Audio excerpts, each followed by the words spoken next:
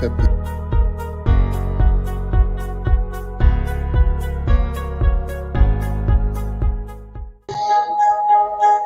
There it is.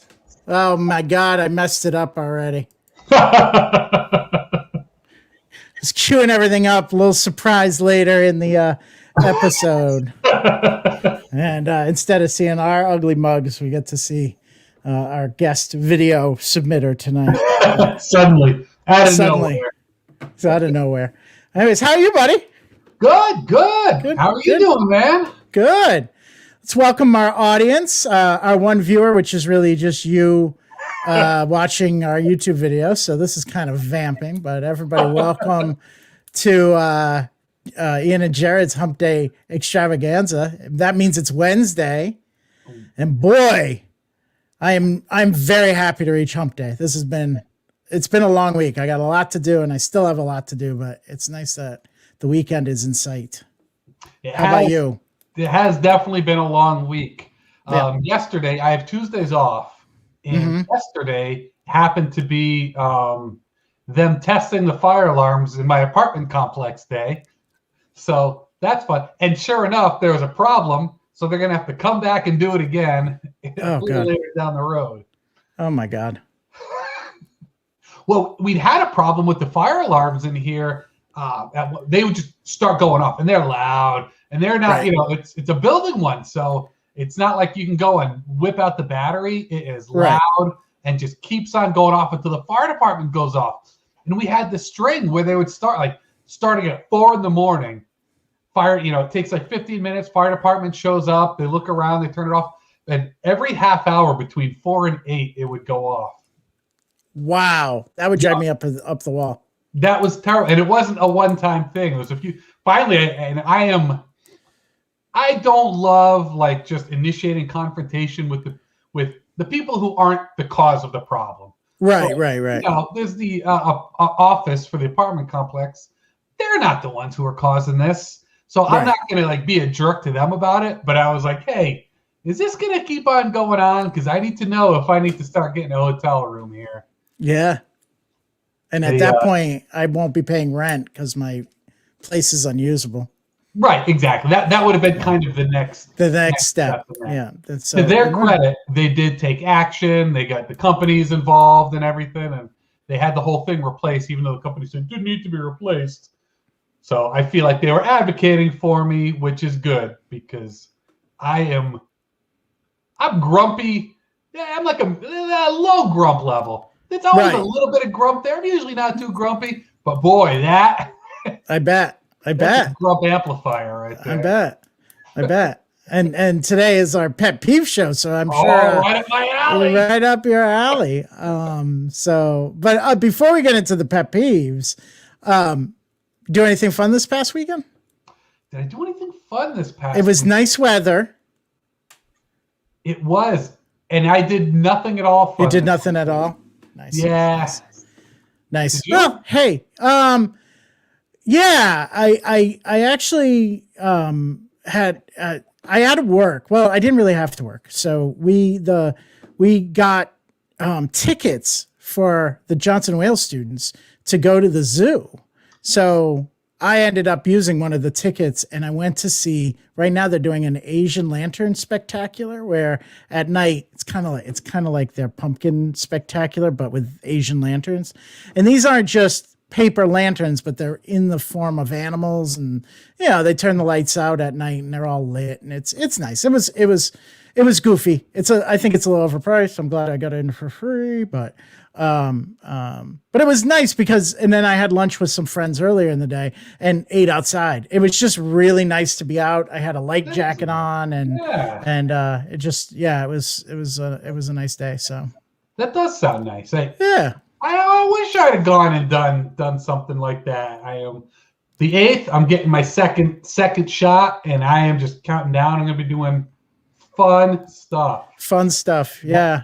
I ate at a restaurant last week, but outdoors. But it's been the first time since the weather got cold. I had done it a little bit in the fall, so it was nice also to meet up with friends and see people. Oh, I can't Cannot wait to start doing that again. Yeah, I can't wait to get on the stage again. I can't wait to. No, me neither. Just having the audience, I miss that I miss it so much.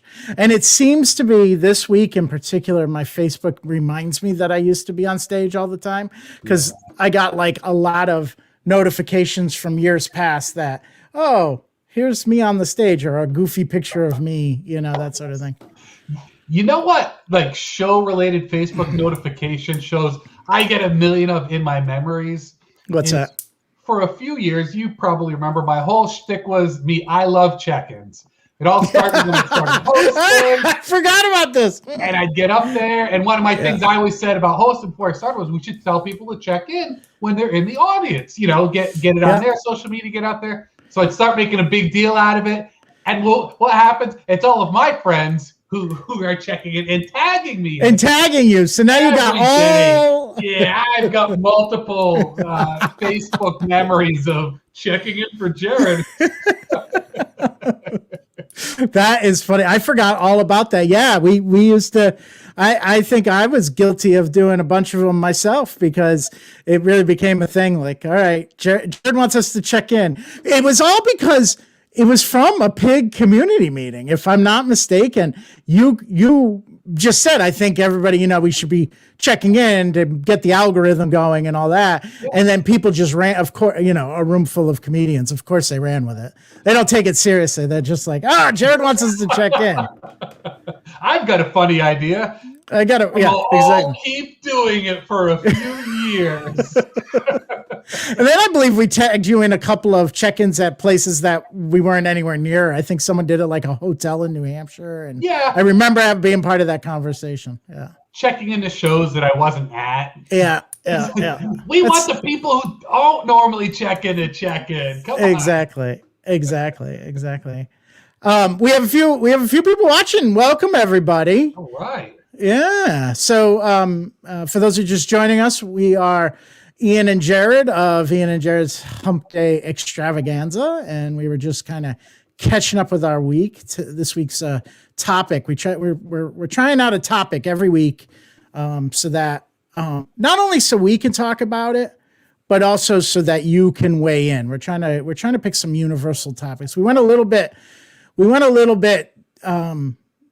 deep last week for video games. Like that wasn't, but we had a great guest and it turned out to be a great episode. So even when it's not a topic you may be that into, I hope it's an entertaining show. So give it a chance and that sort of thing. So, but yeah, we are, And we can always pull on a great guest like we did last week to carry the show. I feel like, and I really am not, this isn't a bit. I felt so lucky that Sam was willing to come on because I felt like she added some credibility to what we were talking about. I was grinning after that show last week. I was like, that was a lot of fun, And I love Sam anyways. If you know Sam, you absolutely adore Sam. And that subject was, she knew what she was talking about. She knows what she was talking about.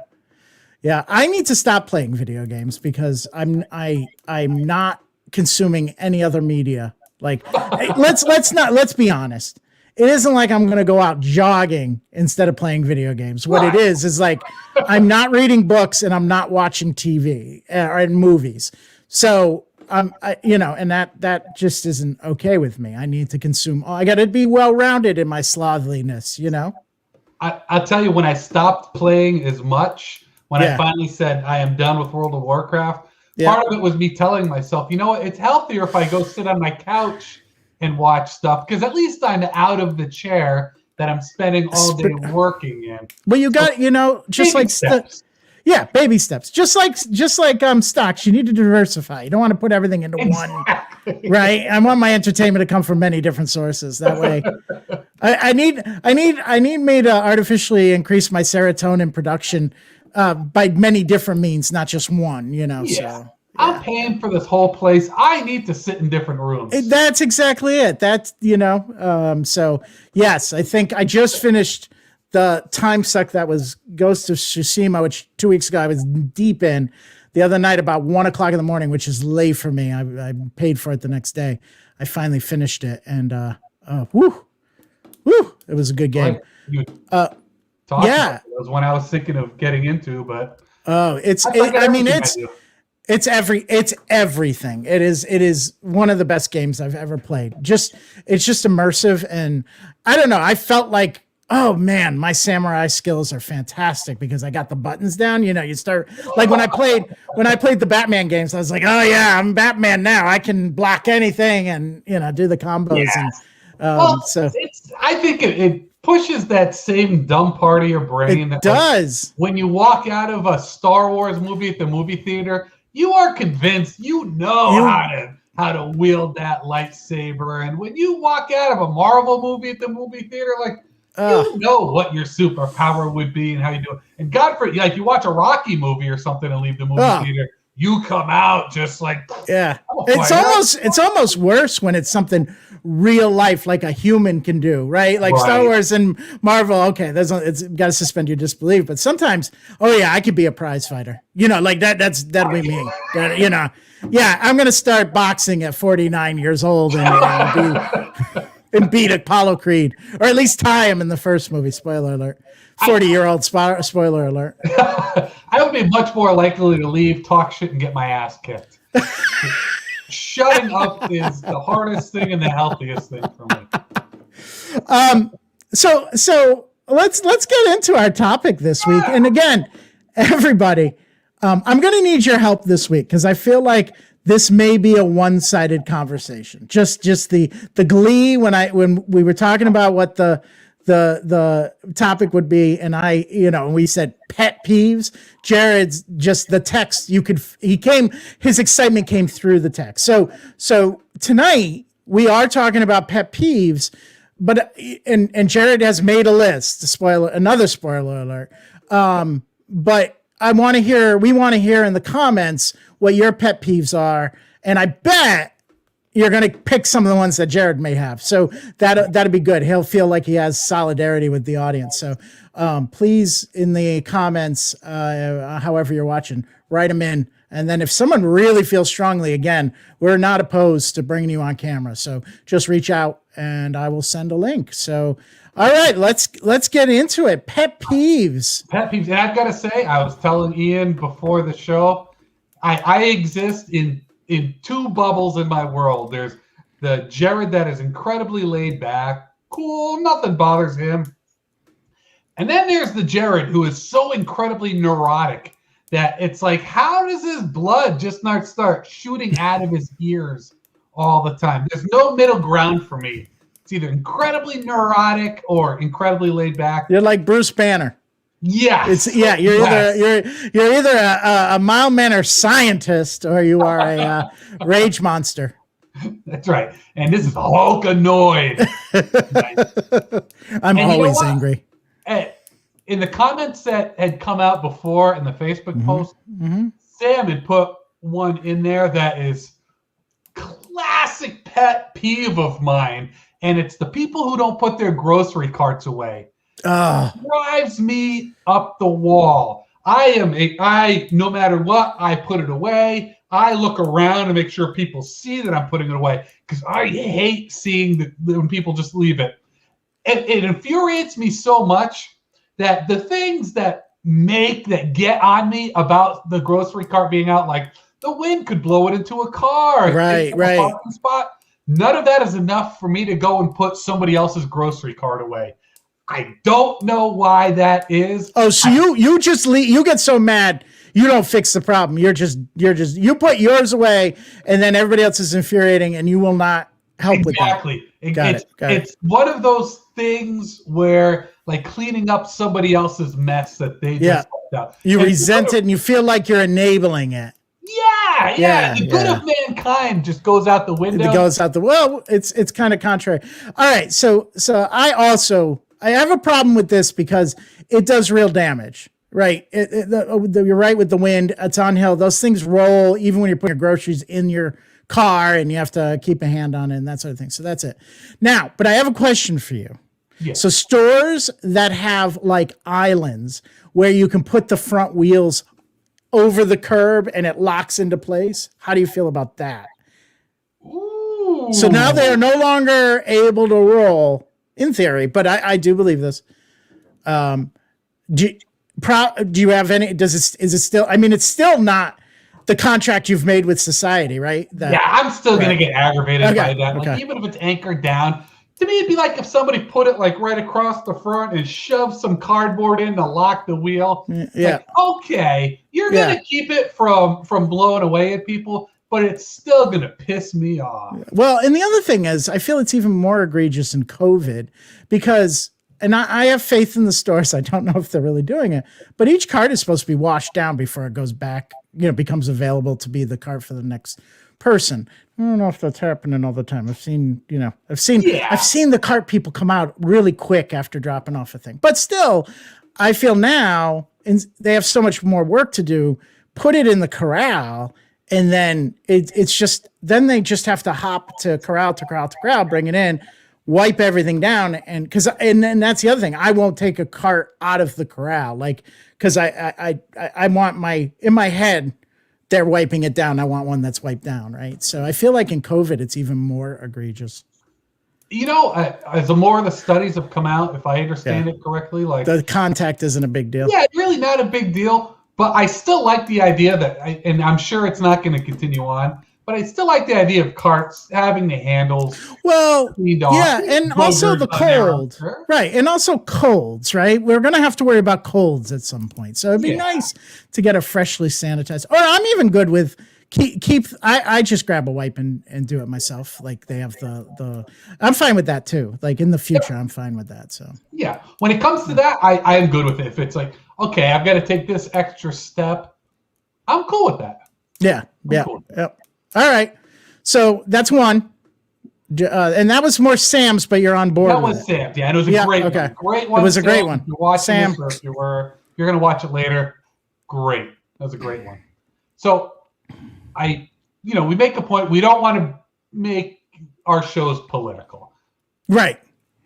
So, but I'm going to kind of come close with that. All rules are made to be broken. So there you go. I'm going to say when you're in like non-political Facebook groups, and then there's people who come in and just have to make political posts and comments, drives me up the wall. Because if I wanted to see people's dumbass political opinions, I could go to a place I like to call everywhere else on Facebook. You don't have to bring it up. And there's no political side that rules this one more than the other. It's all annoying people of all colors of their political flag who do that. And it's like, come on. Yeah, it's bad because they don't even try to make it fit into the conversation that's happening. It's just this random post.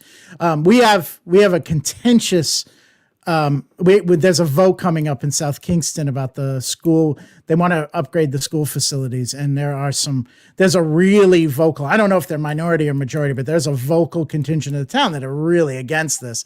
But we have already a pretty volatile town Facebook group, which I think every town Facebook group gets volatile, right? People are just not civil, and they get behind their keyboard and they say things they would never say in public. But boy, the last 3 months it's been like cutthroat. And you're right. I'm like, this is making my blood boil.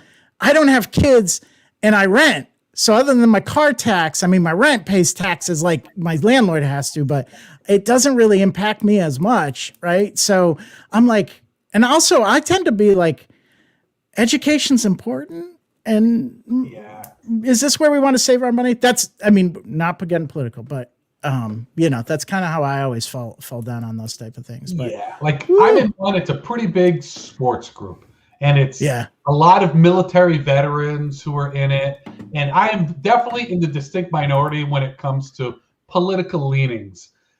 But we have a rule in there: no politics. They made another group for that if you want to join and do politics. And I give tons of credit to the guys who are running that group because they all feel differently than I do about politics, but they are quick to squash it no matter which direction it comes from. And I like and respect that. I'm not I'm never one to say politics isn't important. It's very important. There's a lot of but it is. I got to be in a headspace to even deal with it. Like you got to,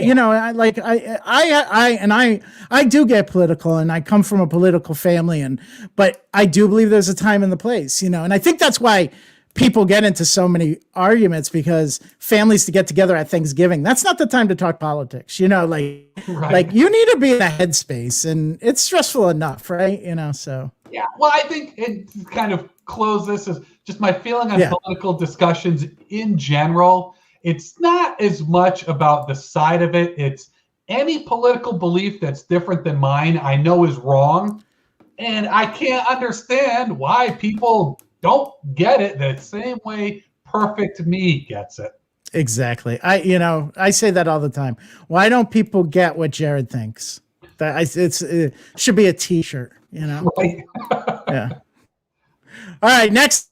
It's bird. All right. So it kind of got me thinking about it with the grocery store. When you're grocery shopping, and this is going to become a bigger one here, when you're grocery shopping, and the people who will stop right in the middle of the aisle, stop right next to a thing and inconvenience you. And I'm going to broaden that to other things, because this is a bubble for me. If you're from Rhode Island, you're familiar with the Rhode Island rollout. If you're not, and I was not, I'm not originally from Rhode Island, even though I live here now. I didn't know there was that word for it. In Rhode Island, let's say you've got 2 lanes of traffic right there. Somebody pulling out will pull out and stop the other lane of traffic as they're turning in the other direction, the Rhode Island rollout. And I didn't know that was a name for it. Wow. I didn't know 2 years ago either. Yep. Wow. And I put that in the bubble of people who selfishly and consciously inconvenience other people. All right. Can I there's like a subsection B to this that drives me nuts. And that's the people that will stop traffic to be courteous to another driver that doesn't have the right of way, causing the potential for a traffic accident. Like serious. And it is a Rhode Island only thing. I have lived in Connecticut, Massachusetts, with the exception of 5 years. I have lived in Connecticut, Massachusetts, and Rhode Island exclusively, and been a driver in most of those, for most of that time as well. God, I've never seen it like Rhode Island, where people just were like, "Oh, let me stop everything else so I can let this person at a stop sign make a right-hand turn. I'll just that's a power I have to stop traffic." You're so right, and that is another one of my. I've had people do that when there's 2 lanes of traffic, and one of them in the lane will stop, and I'll be like, the other people are just going around you, and they'll look at me like I'm the jerk. You're the asshole. Yeah, you're the asshole. Follow the rules of the road. Everything will end up working out. Oh, that one just such a good one, because it just. Yeah. Well, and I love it, because I think what makes me angrier, the people doing it are so have righteous indignation. Like, I'm doing the nice thing. Why are you mad at me? I'm like, because I just almost rear-ended you, and then almost got rear-ended because you're braking in the middle of a street that there's no reason for you to be stopping on. Nor did you signal, nor, you just stopped. It's, that is infuriating. I've had people who I have not done that for, start getting all pissy at me. That you didn't let them through? Yeah. You want me to just violate the rules of the road and the law and inconvenience everybody else so that you can cut? So this is my cousin Garth. Motorcycle groups do that. Biker One will pull into the intersection and let their 100 biker buddies go like they have a parade permit. Yeah, bikers have their own rules, and that's more of a Harley thing, just because they do those 100-person rides and that sort of thing. Yeah. But that brings up a good point, Garth. Yes, I agree with that. But also, and this isn't more. Well, it's a pet peeve, although it instantly goes into 2 emotions, like, oh, you're just an idiot, and then, oh, I think this is going to end poorly, when someone on a crotch rocket is swerving in lanes at 120 miles an hour. That to me, you hear them coming, you see them in the rear view, I go perfectly straight because I don't want to sideswipe, that, because you don't know where they're going to end up. and then they go ahead, and I'm like, I'm going to see body parts on the road as I drive forward because Yeah. they are going to wipe out. I'm just like, boy, even if it's just a tire pops, they're dead. Like, it's just crazy. Yeah. And you Yeah. know what? To kind of build on Garth's comment, because that is a great one right there, because Yep. I've been Yep. Let me bring caught it up up in again. those. That is also a time when I do not sit there talking shit in my car because that's the point where I'm worried, like, okay, these guys, it's a lot easier for them to Yeah. stop, get out, and just completely kick my ass. Yeah. And Yeah. I I'm mean, too old and frail to get my ass kicked anymore. there, organized crime in a lot of these. Now, I'm not saying all bikers, but there's some. We've all watched Sons of Anarchy, right? It doesn't take too many bikers to be in the group for there to be at least one who can kick my ass. Right. Yeah. And that's always the one I will run into. I would say, for me, 100%. It's a guarantee. It's a guarantee. I'll be honest with you. If there was a gang of elderly people in the scooters, it would be 100% as well. I mean, I see one cane coming at my head, I fold. Like, I'm not a fighter. When I was in Okinawa, they're like the bike, and it's crazy because they had some really cool motorcycles there. Yeah. Japan, a lot of the companies that make like the really cool crotch rockets are there. They got some really cool ones, but like the gangs I'm calling them gangs in Okinawa, it would be like scooters, like like not Vespa, but what are those? The Honda scooters. Yeah. And they'd be going. I remember being like at the airport parking lot, and I will say, not intimidating at all. No, huge difference between the line of Harleys and the line of Vespa scooters going by. So I will admit something. If I didn't have a commute that involved the highway, most likely I would have in my arsenal one of those scooters because I love the idea of getting to work for free or low cost and also leaving a less imprint on the environment. Eventually once I rent, so electric cars with the hookup is kind of out of my league. And I don't know, I'm not a big hybrid fan. I really want a full electric, but I will be doing that. But there is something about it. If I worked in town during the nice weather months, I'd be like, oh, I'll do a Honda scooter. But I'm also going to know, I'm not going to pretend I'm anything more than I am. And that's a large guy riding this little thing that probably shouldn't be in a lane, like it's a bike for lazy people. Like that's exactly what it is. Garth had a good comment about this. Most Harley guys are now middle-class yuppies having a midlife crisis. Agreed, because no one can afford a Harley anymore. Like they're as expensive as cars. So they're not the every person's bike as they once were. Yeah. Probably not quite as many Hell's Angels running around out there. Exactly. As there are like accountants. Yeah. Yeah, I agree. All right. Can we share something from my cousin? I think this will bring up some good things. All right. So I put out a call a couple of maybe this morning, last night, I don't know, whenever I posted it, to see if anybody had any if they wanted to submit a video. So Garth took me up. Now Garth is I'm really close with all of my cousins on my mom's side. So and Garth being one of those folks. So I was really excited. But Jerrod, like you, he's known to have a few pet peeves. So let's see what he has to say. Let's see. I was hoping none of my family watches this. Peeves could go on forever. There we go. Hey, Ian. Yeah, my pet peeves could go on forever, but I'll give you a small list of them. Pets, particularly dogs. These people that think they can bring their dogs into every store is just insane. It drives me crazy. Every time they say the same thing. Oh, it's a good dog. Meanwhile, it's dragging them down the aisles. My retirement plan is to put bacon in my pockets, go to a Home Depot and get mauled by a Great Dane, and then sue the company. Along those same lines, poop. They take the dogs for a walk and no one picks up the poop. It's just so rude and so offensive. Take ownership of your dog. And then when they do pick up the poop with the little baggie, they tie a nice little knot drop it on the ground. So now you made this thing non-degradable. It's even worse and more offensive to me. Nuts. Absolutely nuts. Face mask. No.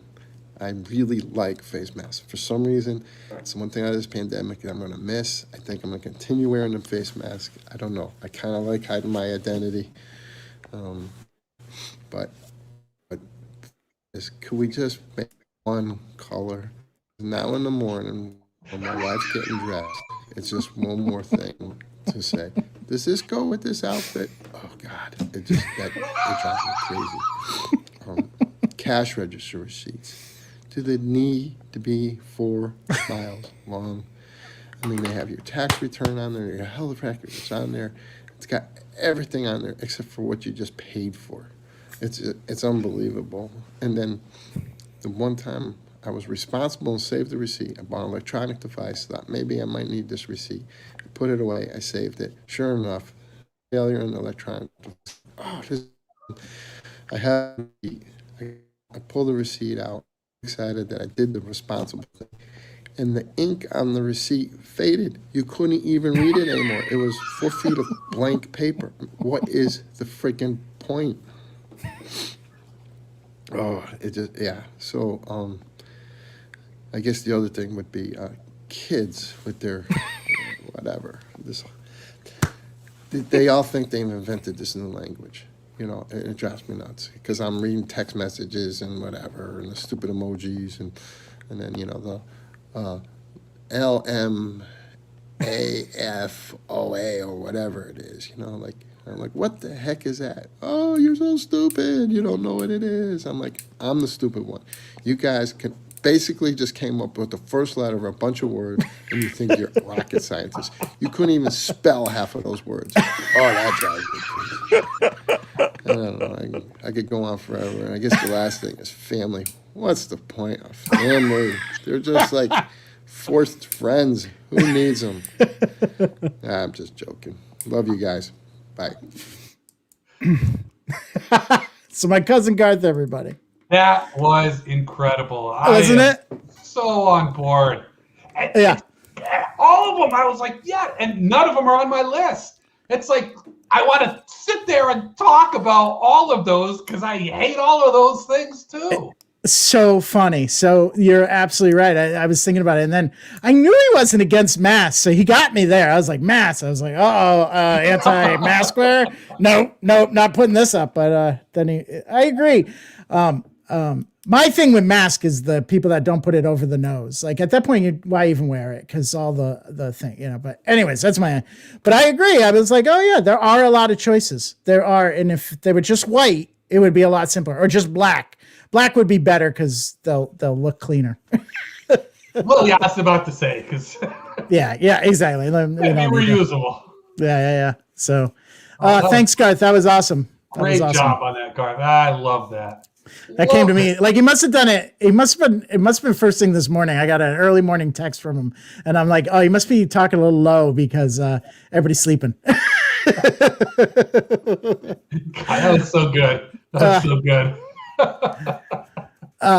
Yeah, the dog. Oh, I never even thought about the biodegradable aspect of the dog. Like it is worse to kind of wrap it up and then just drop the plastic bag there. Like that drives me nuts. It's like, okay, so you just left your dog shit on the ground. All you've done now is put a little plastic barrier around it. Take the next step.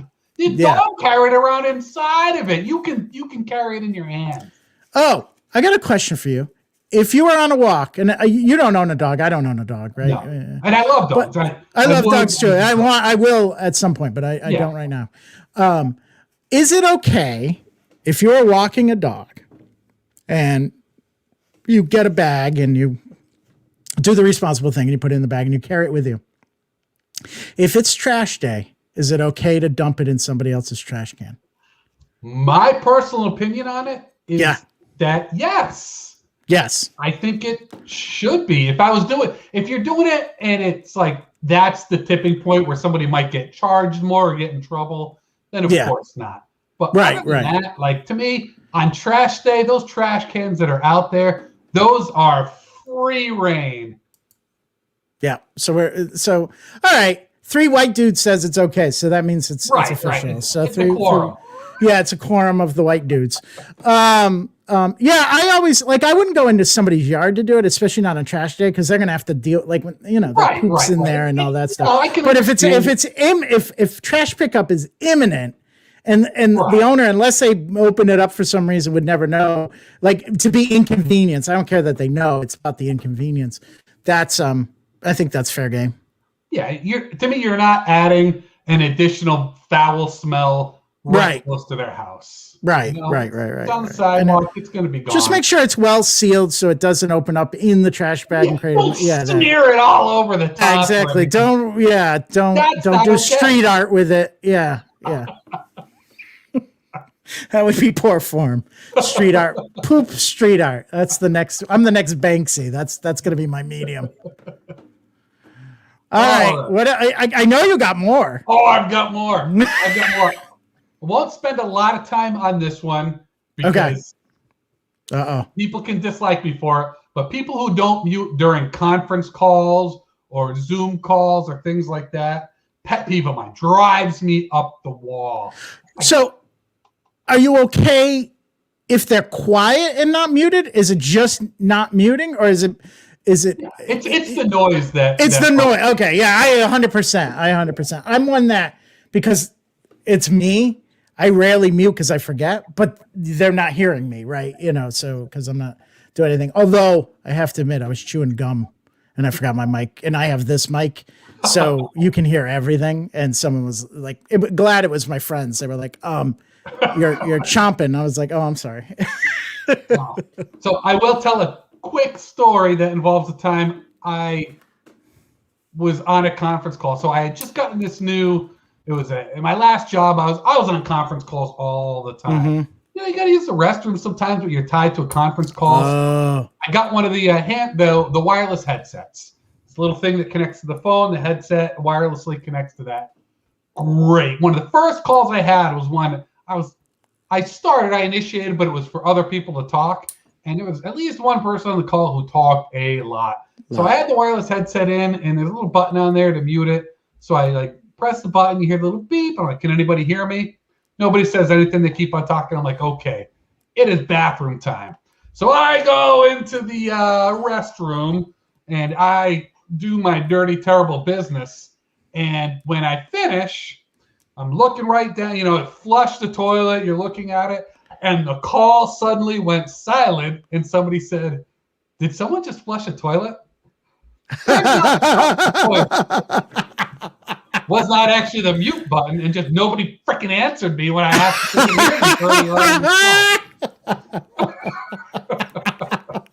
That is amazing. Well, then that's their fault.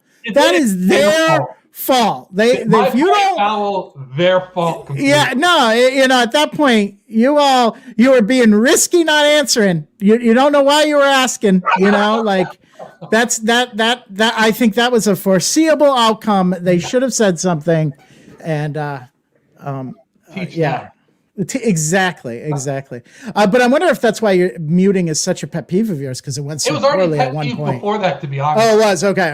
If anything, that only solidified it. Garth's got another one here. Amazon delivery trucks are the new school buses. They just stop in the middle of the street, pee in their bottle, and deliver the package. If there's not a lot of oncoming traffic, you could be there forever. Yeah. On trash day, they can throw their pee bottles into the trash can that's out there. The only problem with that is they're throwing it in the trash and not recycling it, because you can't recycle the pee. So, that's true. But so I read it. I don't want to get too deep into it, I guess. Okay. Let's just go on.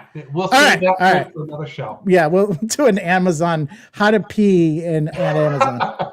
So this one, just right behind this eye, eye right there. When I see it, whenever you go somewhere, anywhere, and there's a faucet that the last person didn't turn all the way off, it'll piss me off when it's all the way on, but when somebody gets it most of the way, but it's still dripping, still streaming. Yep. I've got to turn it. I can't not turn it off. And I don't know which one makes me angry. The one who just just blatantly keeps that thing on, just wasting water like that, or the person who went all the way, almost all the way, but couldn't complete turning the job. faucet off. Although I'm finding it very funny, carts you won't put away, faucets you will turn off. Yeah, it drives just seeing it there. I can't not do it. Wow. Yeah. If somebody wants to like kill me, they could put a big sign right on the handle that said "covered in poison" and just leave it on a little bit. You would have to do it. You're get to stare down. You're with compelled. It would just, and then I'd be dead. No getting around it. No getting around it. All right, here's one I think you can probably relate to as a fellow comedian. Yes. And that's when you're being funny, especially with a group of people or something, and you're being funny, and there's someone there. A lot of times, it's someone new. Sometimes it's not. There's someone there who's like kind of jealous that they're not as funny as you, or it's the other people who are there with you, and they like start forcing their terrible bad jokes in, and every time it's like laugh, laugh, laugh, laugh, laugh, laugh. They have to chime in. Laughter stops. Yeah. Conversation starts up again. Laugh, laugh, laugh, laugh, laugh, laugh. Little small jealous person who can't just enjoy the moment chimes in. Laughter stops. Yeah. Yeah. Can't stand that. I think a lot of that has to do with it. They're in their head that they're with people that do comedy as a hobby, and I've just experienced it a lot. And you're right. It's like just kills. It's like just enjoy it. If something funny comes, say like, I mean that's the thing, right? We're not forcing. The funny people I know don't force it. They're in their head. They know this is going to be a funny comment. It's almost lightning fast, and they say it. People laugh, and they're on to the next thing. But if you try to force something in there, it's death, and it's uncomfortable, and especially in a non-show setting where it's just friends hanging out. And you're right. It's egotistical too. It's like I'm going to be part of this, you know. And like anybody who knows me in a group, if I know the people, I can be rambunctious and talk a lot and throw a lot of jokes out there. But hey, I'll be the first to tell you, they're not all great. You know, it's not every joke is an instant classic or anything like that. But I can also stop and enjoy the company of funny people who are being funny and just enjoying the laughs. And just enjoy it. It is always a guy. It is never a woman. Oh, absolutely. Always a guy who does that. And those are the same guys who cannot stand being around funny women. Like if we had like Sam or one of the many hilarious women that we know. The Jerry Lewises of the world, yes. 100 times more that happens to them than to us. And it's just one more reason why women are better than men. Better, so much better. Anyways, what else you got? I mean, I wrote this down. I'll just read it and move on. But I wrote, already talked about mobile game ads in a previous episode, but they still piss me off. Hold it. Oh, random game ads like last week with the Lily's Garden or whatever it was. The ones that are just like, oh, moron, I can't figure out what to do. That's all advertising my game. Do I need a fire extinguisher or a gas can for this fire? Should I pull out the thing that's holding the lava over my head? Yeah. Or should I open the door to the treasure? I don't know. Yeah. Oh, Garth has a good point. Good point there. That is. Yeah. Women absolutely.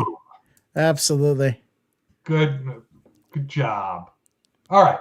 So this is a little. And Garth, let me just add this. He says, now I'm self-conscious, and this is about like inserting yourself, not being the funny one in the room. You will know if this is you, if nobody's laughing or it's very uncomfortable laughter. I mean, we're not really hiding it. Like, we'll be polite, but and I'm not saying I listen more than I contribute when I'm in a group like this. So I'm not even. This isn't like it's just there's just always one person, and their ego abounds. When if nobody's making eye contact with you, if you say something and people start looking down, then you know it's you. And it's been me, but I know to stop. Oh, look, everybody's interested in the carpet. Oh, What tied shoes you're wearing, sir? You as well. You as well. Tonight I'm in the audience. I am not on stage. So you guys laugh, but I'm trying to be funny. I'm not trying to be funny. That's funny. I don't know if this one is a pet peeve or not.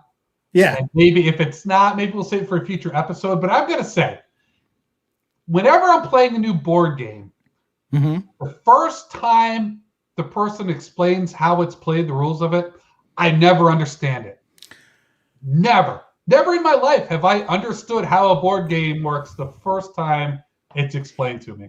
I feel, and this is true even when I'm learning it, like by reading it, I feel all of a sudden it's like calculus. I'm with you. You can explain it. You can do whatever. I'm like, can we just play it and then I'll learn on the fly, which is annoying for people that know how to play it. I get it. But that's like, I feel like that at that moment, that's the only time I can learn. I'm 100% with you on this one.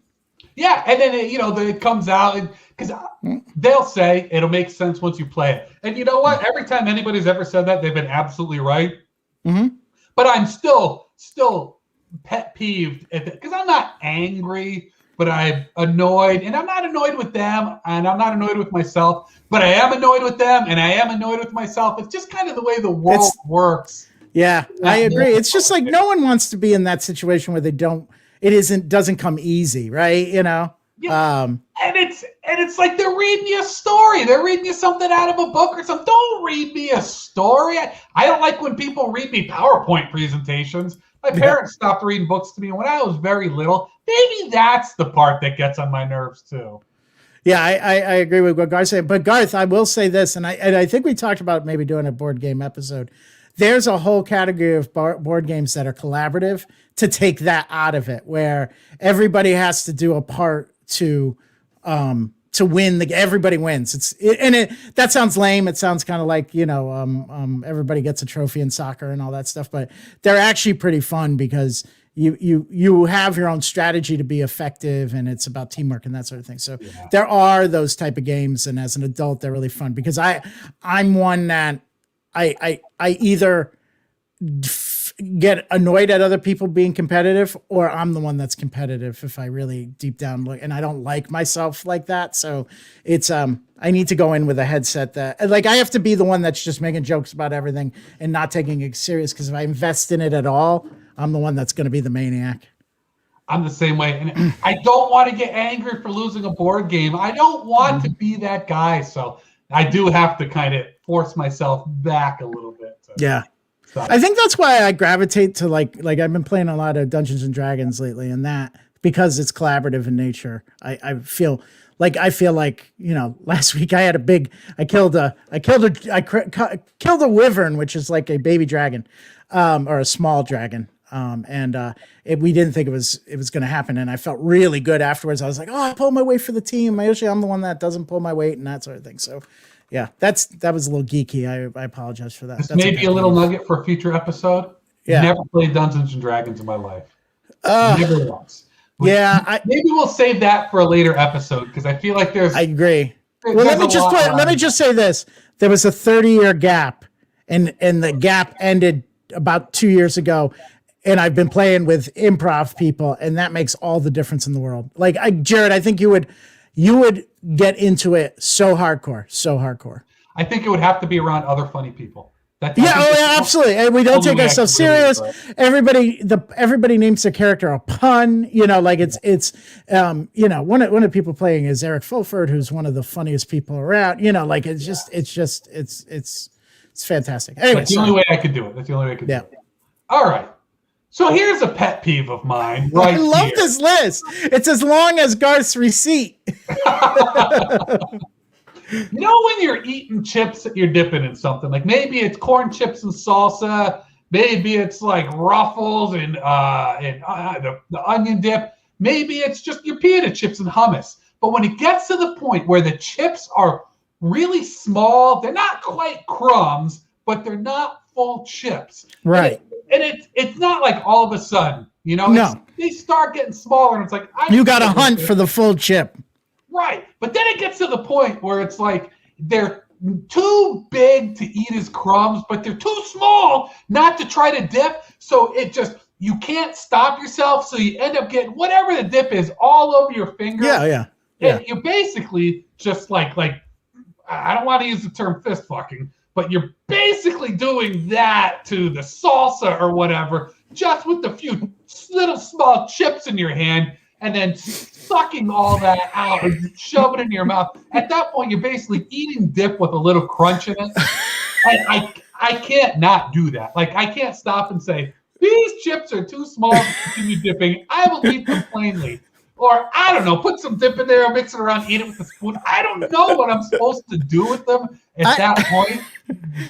But I wish the salsa ran out. I wish the salsa ran out with the chips, so you could make a little salsa soup at the end, right? Like, I'm gonna put some crackers in my soup. You're right, but you're absolutely right.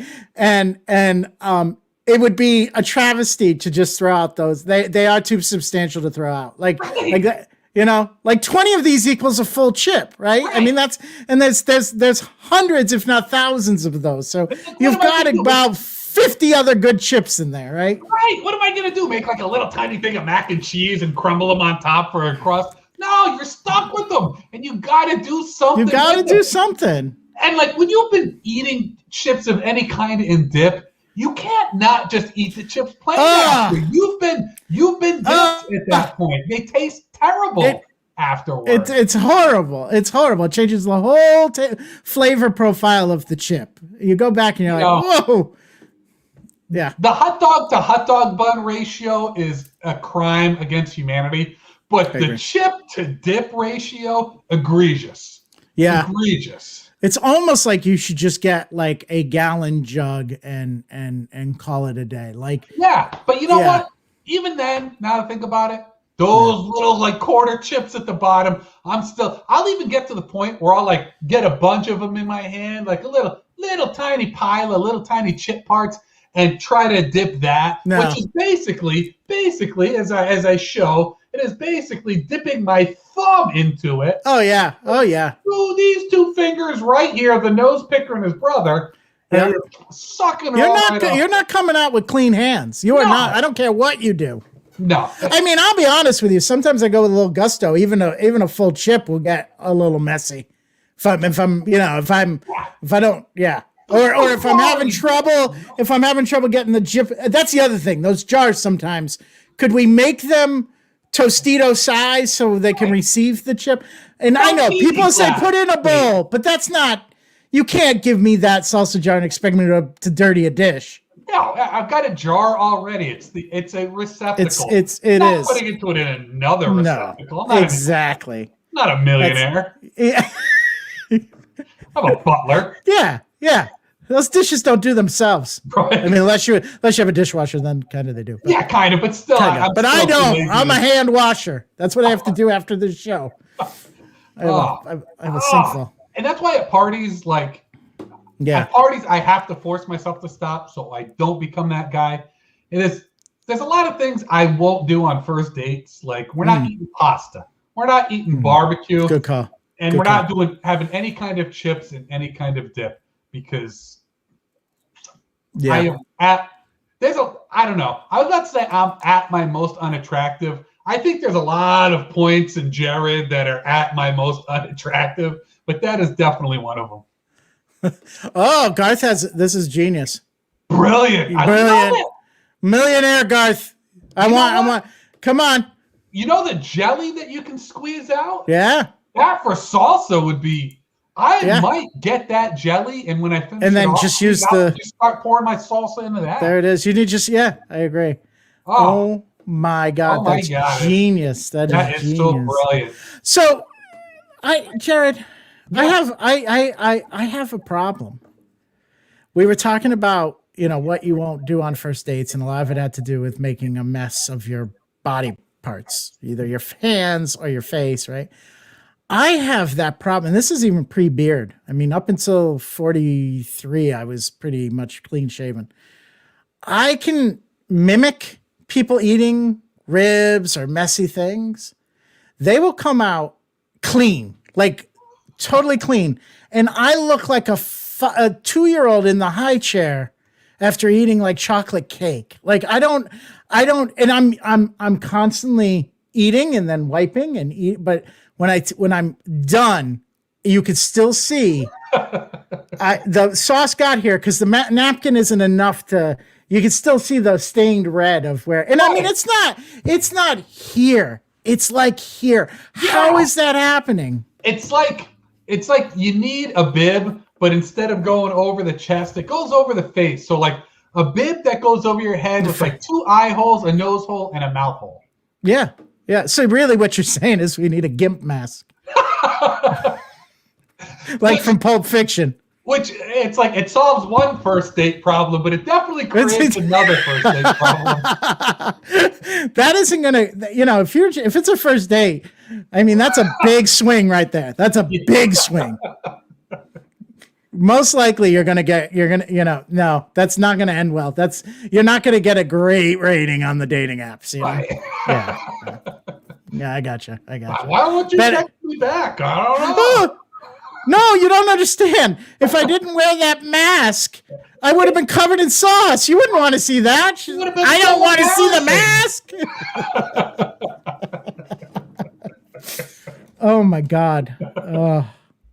All right. So here's my next one. And it's, you and I both perform improv, Yep. We performed at many theaters. Yep. When we come back to performing at theaters, there's multiple theaters that we will perform at. And when you're at a theater where there like is set up and tear down that needs to be done, and there's not like a staff to do it, it's just on performers to help out. It drives me up the wall when the people just kind of walk by and look at it and keep on going. And I don't even need you to especially the audience. I don't need you to commit, but you could just bring 2 chairs up with you and then leave. Yeah. Because it'd be done. I get it. You got places to go, that sort of thing. But you're right. Although I have to admit, there has been times I feel guilty at Pig because I have to peace out and the show went a little longer and I have not helped. But yeah, there's times when I've had to leave early. I will never do it if there's only one person. You know what I'm saying? I kind of assess and go, okay, I think there's enough people help and I can sneak out. So, but I agree. And it's not a call. And you are really good. I don't think there's ever been a night where you snuck out. I think you are always cleaning up the room. Yeah. Audience member or performer. It doesn't matter what your role is that night. And I'm deep down a very lazy person. That stands against everything that I stand for as a human being. But I still do. I remember after Bowler's wedding, and at that point, people have been drinking and everything, and everybody's a little punch drunk, and everybody's like, it starts and it always turns around to people just in circles, in the joke circles that we often find ourselves into. And she handled it so much better than I just sit there and I get aggravated, but I don't talk to people. You're stewing, but you're just doing it. And it's always my friends. They are all good people. They're all people hey, can you please just help, And they would all do it, So it's also partially on me, but she's so good. She's like, hey friends, just starting out with hey friends. Hey friends, it disarms everybody. Yeah. Oh, so good, so good. So good. So much better than me at so many things. And this next pet peeve. Yes. It really, this is the one that will really display the extent of my neuroticism. Oh, I love it. I want to hear this. Because I also get annoyed by people who get annoyed by pet peeves that don't annoy me. People who get annoyed by people looking down at their phones. People just staring in their phones doesn't bother me, but people who get annoyed by them and say something about it bug me. It just bugs me so much. So anybody that's a pet peeve other than yours is going to bug you. Yes. Okay. Yes. Okay. Communicating. Yeah. They can have their pet peeve, but keep it to themselves. I'm not on board with that. But if you were on board, talk to me it all day. I'll go off with you. Gotcha. I'm glad I've been mostly agreeing with these and not adding my own. What is more fun to talk to somebody else about, but the thing that annoys both of you? And then I'm better than that person. That's what it is. It's I would never do that. Great friends with strangers over sharing. Absolutely. Shared misery. Annoyance. Yep. Shared annoyance. Yep. But it's if I'm on, if I'm in Boston, New York, and on the subway or something, and people are in their seats on their phone, and there's somebody that people are always on their phones these days. I'm like, who cares? They're not bugging you. They're not bugging yeah, me. it's the okay, they're on their phones. They could be reading a book. Like it's just it's a computer. And That's again, totally unfair of me to feel that way. I will gladly admit that. But it drives me up the wall. But I will say this, Jerrod, I'm such a people pleaser. I will agree with them even if I don't agree. I probably will too. Like I'm not looking to get into an argument. I'm not, and it's just this is going to be faster if I just agree with it. If I say no, then it becomes about me and trying to turn me into whatever it is they hate because they don't like to feel alone. So I just give them what they want. Yeah, it may turn into a conversation, but at least it's about somebody else and not about turning me into whatever monster this person is. Because let's face it, one of my pet peeves is probably a conversation with a stranger that I'm not enjoying. Yeah. That bothers me more than just somebody having a pet peeve that I don't have. I can't small talk for the life of me. I can with people I know. Like, obviously, that's kind of what we do, right? Like, I have no problem with that. I don't know. Strangers, including like sitting in a chair at the barber or the dentist or whatever. Yeah. I hate because I think it's because, deep down I'm an introvert, so that just sucks all my energy out. But I don't get uncomfortable by silence in those situations. I'd much rather, like, I love it when I go and whoever's in the room has somebody else to talk to and they just leave me alone, or they ask me like maybe a follow-up to make me feel included, but I don't have any onus on keeping the conversation going. I am so 100% with you, and I think like and people who know me, I come off as talkative, probably, energetic conversation, maybe even charismatic. But people who like, I don't know, like you said, like in the barber shop or something like that, probably think that I'm a quiet, maybe even shy person because it's just, I'm not interested in having the conversation. I had one girlfriend years ago who it was one of the first times we were like driving somewhere together. And I'm one who I feel when I meet somebody new and I'm funny and I make them laugh, I feel like that's become my role, and I have to be that person. I always have to be on, always have to be funny. And it's exhausting. It is exhausting for you, right? And she was like, "You don't have to keep a conversation going or anything. I'm fine with just us driving in silence."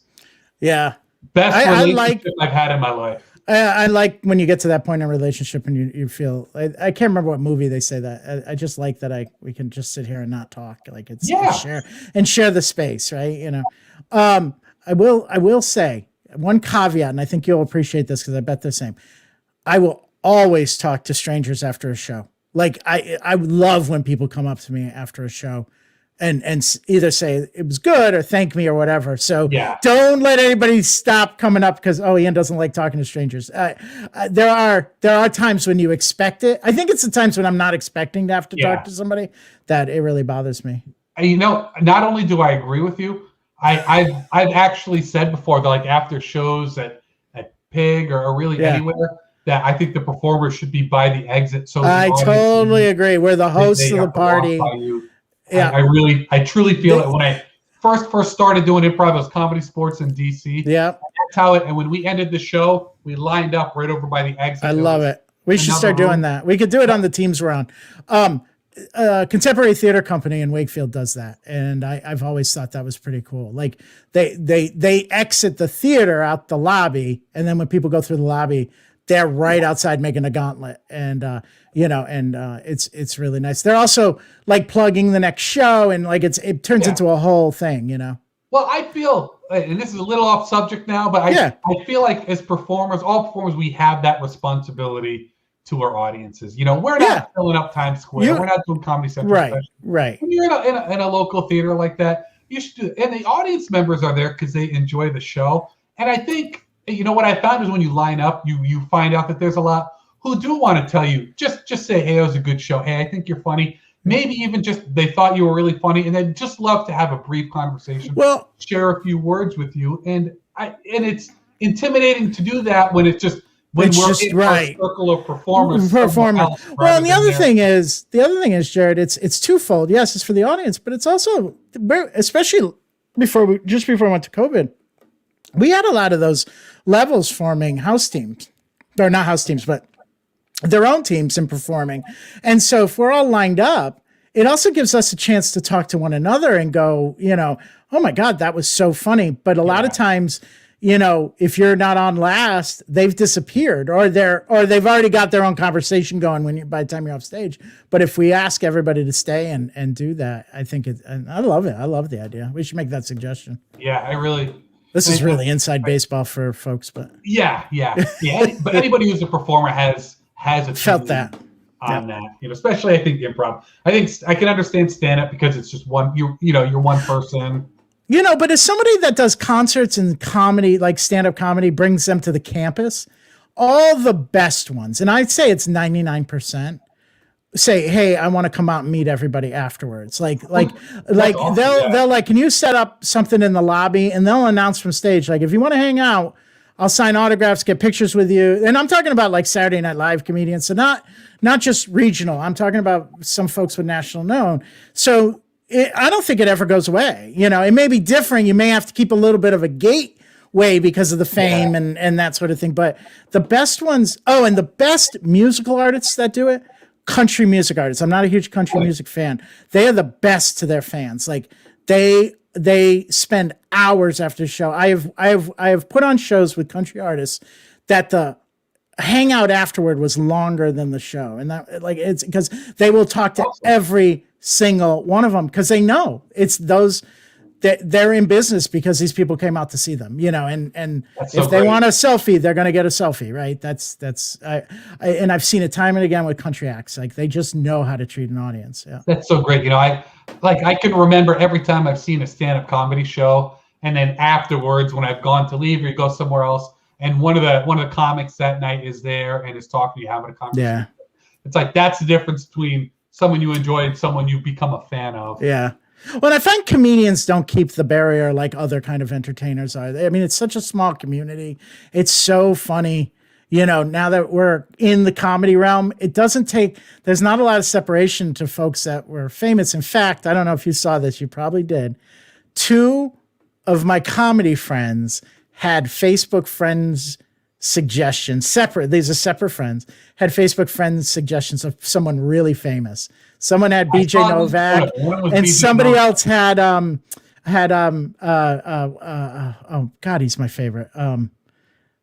It'll come to me. Kid Gorgeous. Whose thing was Kid Gorgeous? Stand-up special. John Mulaney.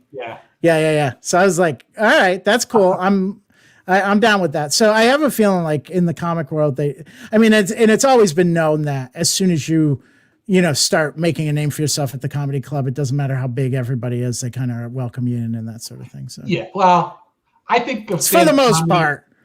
Then there's the superstars. Yeah, stand up and improv. I think that's one of the differences. Yeah. Just people get into comedy from the direction that they get into comedy from. Yeah. And I find with stand-ups, I'm more likely to run into somebody who is kind of a jerk and does not want to talk to people. But the nice ones are great, nicest, just most appreciative people alive. Yeah. Don't ruin my dream, Jerrod. Don't ruin my dreams. I can't wait till I'm big enough to be an asshole. Yeah. That's right. I had a buddy who once wrote the joke, and he's like, if I'm ever rich and really famous, I hope I'm not like a giant douchebag like I am now. That's a good joke. Oh my God. Do you have any more on that list? I think, you know what? That is all that I have. There's one other one, but it's weak, so I'm not going to go all with right. it. Yeah, let's not end on the weak one. I get it. Yeah. Good pet peeves there. I love that the pet peeve episode has now been our longest episode. I think that is so appropriate. And we left stuff on the board. We can do Pet Peeves Part 2 in like 6 months. So Pet Peeve special. Oh my God. So folks, we enjoy you tuning in. We love when you tune in live, but we also have been seeing a lot of and I haven't shared this with Jerrod, but we get a lot of people that watch afterwards. So if you're watching afterwards, I'm going to be paying attention to the comments. Know that if you're not watching it live, don't don't expect any answers right away, but we will answer them. So if you have comments or want to continue this, if we get enough, we can also open the next show. Let's wrap up our last show. We had some great comments, that sort of thing. So do listen, spread the word. If you think somebody would like this show, if you think they're missing out, make sure you share our Facebook page or our YouTube channel with your friends so that we can get more and more. We want to get viral. We're having fun. We're trying to do this, without being hard and fast about it every 2 weeks. So we'll probably see you in 2 weeks. And we put some ideas for topics in our comments, or we'll most likely do it. Yeah. Do you have anything you want to plug, man? I was about to say plugs. So this Saturday, Word and Go. So go to the Providence Improv Guild YouTube page. I'm doing it. Are you doing it? I'm doing it. I was a maybe, but now I'm definitely an in. Yeah. Word and Go. That is a super funny show that is done. That's headed up by the previously mentioned bowler. Who's it's brilliant. It's the best form, and I'm going to teach myself better Instagram. So actually, my clips work this time. So I'm very excited about that. It's a brilliant form. Also, Friday, go to bringyourownimprov.com. I'll be performing at the 7 p.m. and 9 p.m. shows, both Eastern time. If you go to the website, bringyourownimprov.com, they've got the link, the Zoom links. If you pay attention on Facebook, they'll also have, it'll be streaming on Facebook as well, so you can see me doing some short form. And for people, short form really works well on Zoom. So, I mean, check it out, and it's a bargain. It's a real bargain. So Friday night, 7:30 and 9. 7 and 9. 7 and 9. 7 and 9. So just tune it in. Throw it up on your big screen TV. You can do that. And figure it out. I love short form. I know there's some snobbery in the long form world in some places, but short form improv is my first love. Yep. And I'll plug something. We're going backwards in order. So tomorrow night on the Pig stations, we have Would I Lie to You? Or as the insiders like to call it, Wilty.